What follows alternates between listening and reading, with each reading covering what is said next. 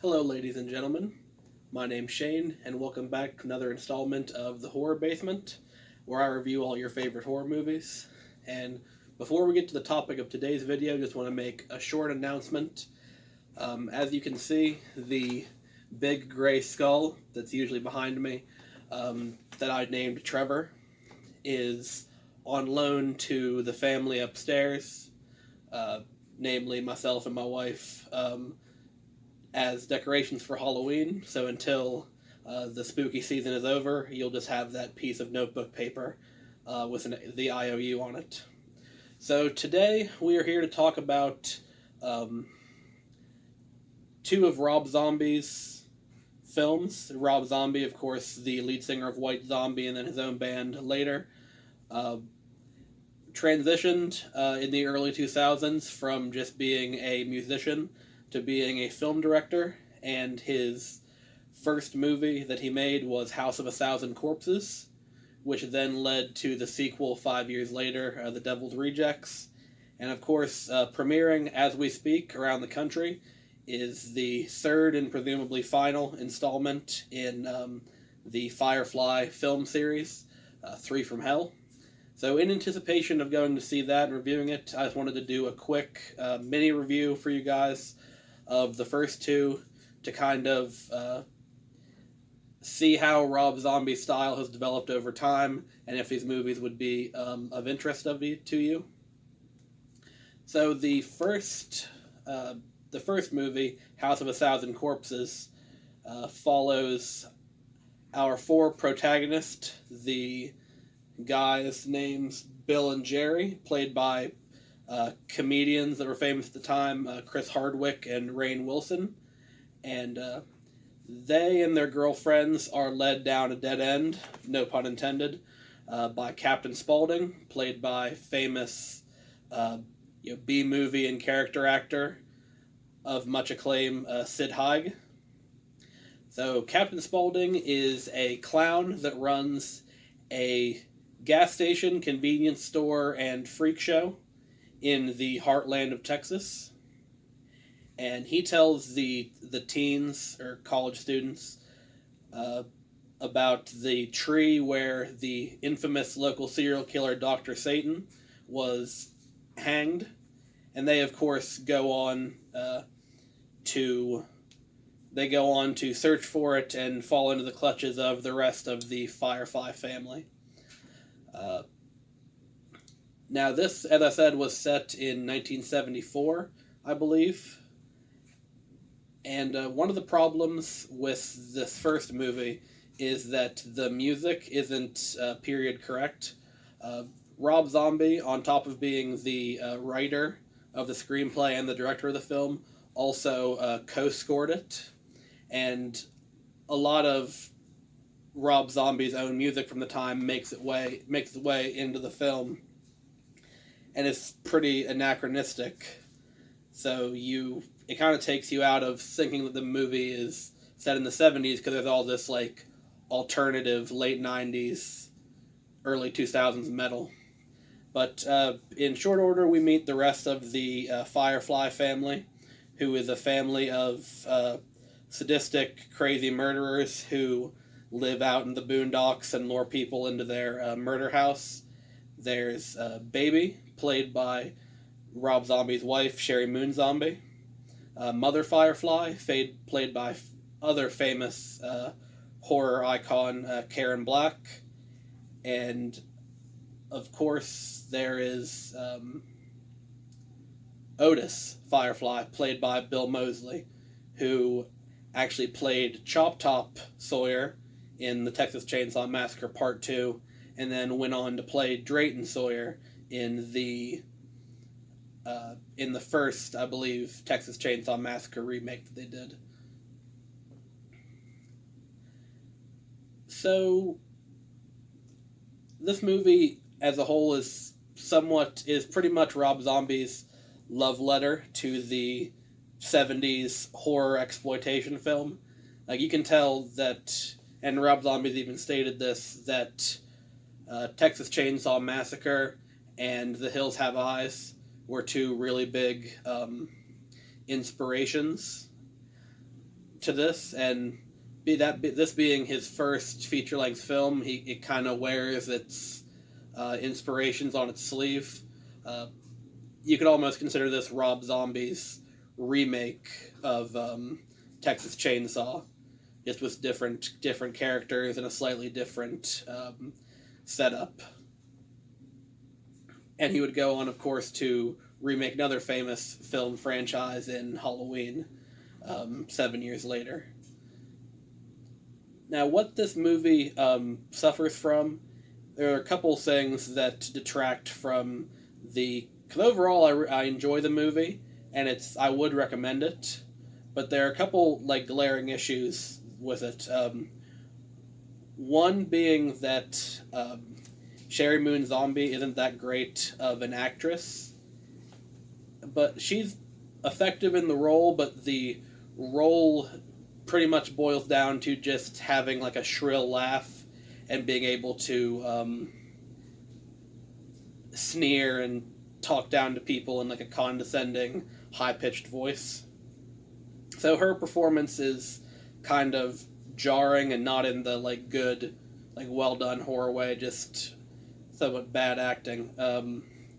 Really, the two saving graces of this film is Sid Haig and Bill Moseley, who played Captain Spaulding and Otis. Any scene that they're in, they have total command of the scene, chew the scenery, and it's really enjoyable to watch them work. But the other two issues with this one is, like I said, the music, which is anachronistic, and also the editing style. This is, at points, edited like a music video, with random scenes where the characters, some of which aren't even characters in the movie, they're just random scenes of 10 to 15 seconds of some random hillbilly out in the desert talking to the camera. And they do the same thing with the different Firefly family members. And at other points, it just seems like whoever was editing this was on meth. It's very an odd way for a feature film to be edited, which is, it kind of takes you out. And the other big issue is a tone problem. They can't seem to decide, and I boil this down to primarily them casting Chris Hardwick and Rainn Wilson as their leads, or the point of view characters for the story. The movie can't decide whether it is a straight up exploitation horror, or if it's an homage or kind of a spoof, almost in the vein of Scream, where it's drawing comedy out of it, and it just it's kind of jarring. And the ending it seems tacked on, which it actually was. They ended up getting more money and reshooting the ending. For the last 20 minutes feels like you're in a completely different movie. So what I would say is watch this just so you have the backstory of all of the characters and their motivations, and that way you can go into Devil's Rejects and then the new one, 3 from Hell, knowing the entire story. And it's unfortunate because there is a really good Texas Chainsaw Massacre style, exploitation horror in this, but it's just buried under a bunch of tone and editing problems that detract from the experience. So moving on to the next one, made 5 years later in 2005, is The Devil's Rejects. This primarily follows Baby, Otis, and Captain Spaulding, and we learn early in the movie, spoilers, that Captain Spaulding is actually the father of the Firefly children, or at least of Otis and Baby. And they are essentially on a road trip of mayhem across Texas as they're being hunted down by the younger brother of the sheriff that the Firefly family killed in the first movie. Now this, The Devil's Rejects, in comparison with House of a Thousand Corpses, kind of drops the horror motif and goes for more of a straight exploitation type film. Now, this might be that they're not secluded, and this might be because they're going places and the plot is constantly moving, as opposed to being stuck in one location for the majority of the film, like the first one. It's harder to get horror out of when it's daytime and you're driving around in a van. But overall, I really enjoyed this one more than House of 1,000 Corpses. A nice touch that they did was using all period correct music. Like, all the music they use in this is from the mid to late 70s, and it really helps lend some credibility to the story. Makes you feel like this was legitimately back in the 70s, and for the most part, none of this is played for laughs too much. It takes itself pretty seriously, and you don't have two comedians running around cracking jokes. And also the editing has calmed down a lot. There are still a couple odd transitions, but this is for the most part shot like a conventional film. And the only funny consequence of that is because the editing has calmed down, you're getting longer dialogue scenes. Rob Zombie, who wrote, produced, directed, and probably helped with the score on this one as well, had to write longer, more drawn out dialogue scenes because we're not immediately cutting to something else every 20 seconds. So because of that, this movie says fuck a lot. Everything's fuck you or fuck this or you fucking so and so. And I don't mind a little bit of profanity, as those of you who watch the channel would know. But I actually had my research team, my wife, look into this for me. And The Devil's Rejects is actually 43rd in the list of all motion pictures as far as how many times the word fuck is used. So what that means, being ranked 43rd, is that the word fuck is used in this movie about 2.6 times every minute. So 2 or 3 fucks per minute. And like I said, the main characters of this are Captain Spaulding, Otis, and Sherry Moon Zombie,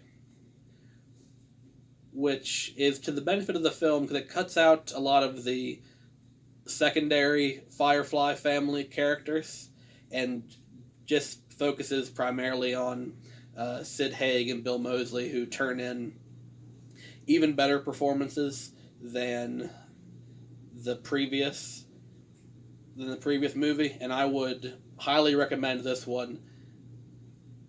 This movie, it feels like Rob Zombie has really honed his craft as a director in the intervening 5 years, and this is a much more tight, cohesive story that's pretty much well acted from top to bottom, with the minor exception still of Sherry Moon Zombie. Now, like I said, the dialogue scenes are longer and more serious in this, and that does not play to Sherry Moon Zombie's strengths. I wouldn't say there's any scene that she out and out ruins, but you can tell they're kind of struggling to get the correct tone and the performance they want out of her. And that's really the only problems that I had with the movie, is that Sherry Moon Zombie's performance kind of detracts from the immersiveness of it. Other than that, pretty great from top to bottom. There's a lot of bit characters you only see for a scene or two, and they're all super well cast and super convincing. There's Danny Trejo from Machete fame and famous WCW former World Wrestling Champion Diamond Dallas Page play two like biker mercenaries that the sheriff hires to help hunt down the Firefly family, and they're really fun and really interesting characters. But that's going to be about it for this video, and before we wrap it up, I will just leave you with a quote from my wife while we were watching The Devil's Rejects. I fucking hate Sherry Moon Zombie. Put that in your fucking video. So we know where she stands. Alright guys, that's it. I'm going to go to the movie theater sometime in the following weeks and give y'all a review of 3 from Hell, the third movie in this franchise when it comes out. If you enjoyed this video, I just ask you to check out the series I have going on, Classic Horror Review, where I review classic horror movies from like the late 20s, early 30s, up through the mid to late 60s. And otherwise, just like the video if you enjoyed it. Please subscribe to the channel, and I'll see y'all in the next one. Have a good night.